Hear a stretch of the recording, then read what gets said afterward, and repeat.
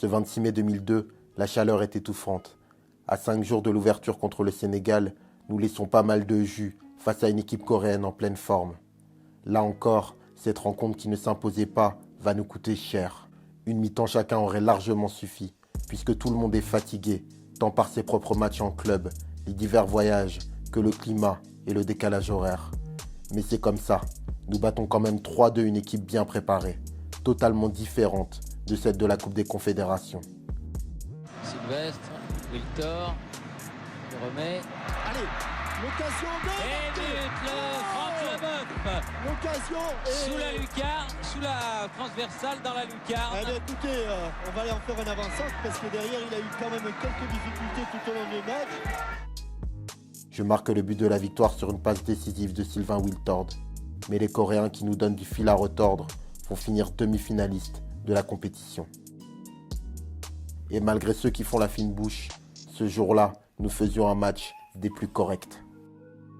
La suite, hélas, ne va absolument pas se dérouler comme prévu. Au fil des rencontres, nous ne gagnons aucun de nos matchs.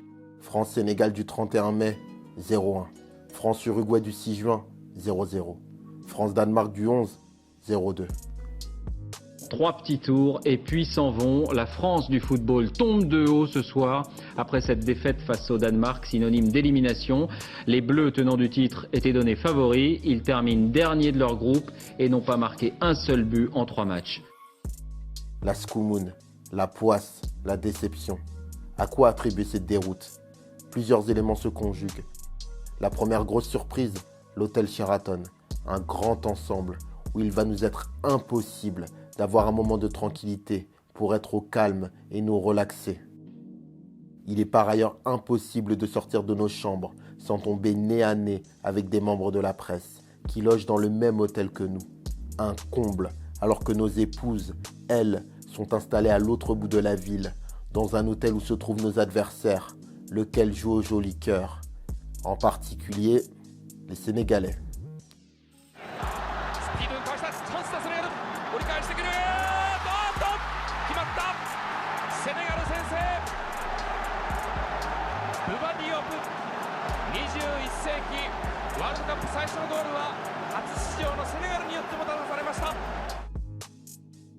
Le harcèlement médiatique est lui aussi l'une des causes de notre échec. À force de nous présenter comme des super-héros, de noircir des milliers de pages sur nous, nos secrets, nos espoirs, de nous présenter comme invincibles, imperturbables, forcément victorieux, tout s'est transformé en matraquage exagéré. À croire que nous allions sauver la France, résoudre le chômage, voire guérir le cancer d'un coup de ballon magique. Plus rien n'est réaliste, logique. Les plus lucides d'entre nous savaient que conquérir un second titre ne serait assurément pas une partie de plaisir.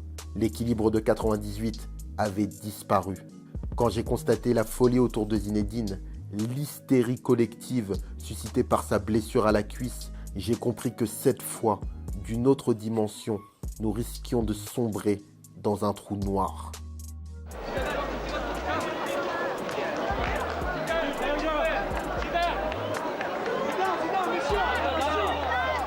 Les enfants, ne vous méprenez pas, c'est pas pour papa. C'est parce qu'il y a Zidane à côté. Comme, en outre, pratiquement tous les joueurs sont cuits, seule une bonne récupération, fondée sur du repos et de la tranquillité, pourrait nous booster.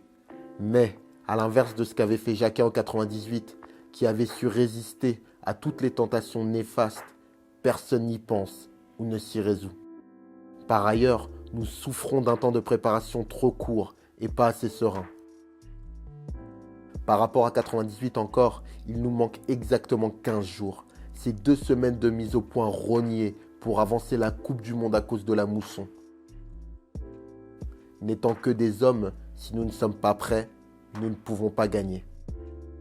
Pas un joueur durant le mondial n'a pu donner son plein rendement. Pire, la chance s'est retournée contre nous.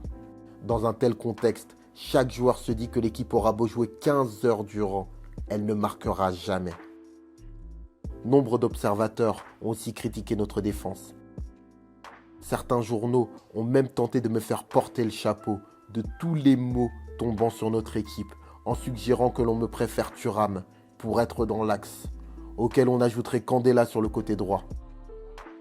Belle idée, messieurs les petits marquis de sélectionneurs en herbe, qui ne va absolument pas avoir l'effet escompté durant ce match contre le Danemark. On perd de toute façon.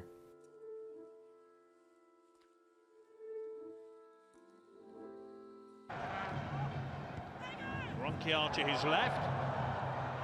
John Dahl Tomasson's in the middle. It's 2-0 to Denmark. Comme quoi, le bœuf qui ne joue ni là, ni contre l'Uruguay ne peut être accusé de tout.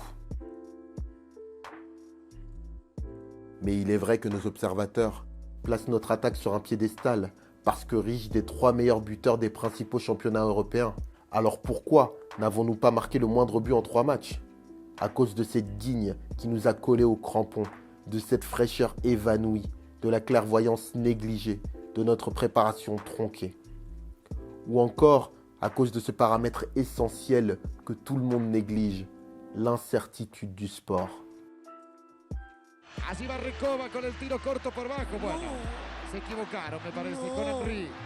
Mete, opa, plancha de Henry, abajo. Me pareció clarita. Tarjeta amarilla, roja. Tarjeta roja para Henry.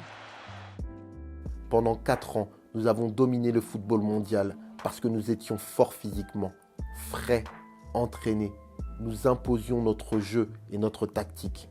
Les autres s'adaptaient à nous. C'est sur eux que pesait la pression. Mais sans le physique, nous étions une équipe comme les autres. Même Zinedine, quand il n'est pas prêt physiquement, devient un joueur comme les autres. Ce qui a manqué aux Bleus encore, une donnée immatérielle qui nous guidait 4 ans plus tôt, notre âme d'enfant. Salut les Dofs, j'espère que cette lecture vous a plu. Elle est tirée du livre Franck Leboeuf, Destin quand je te tiens, aux éditions Flammarion. Je vous remercie pour tout, je vous dis à bientôt, portez-vous bien, ciao.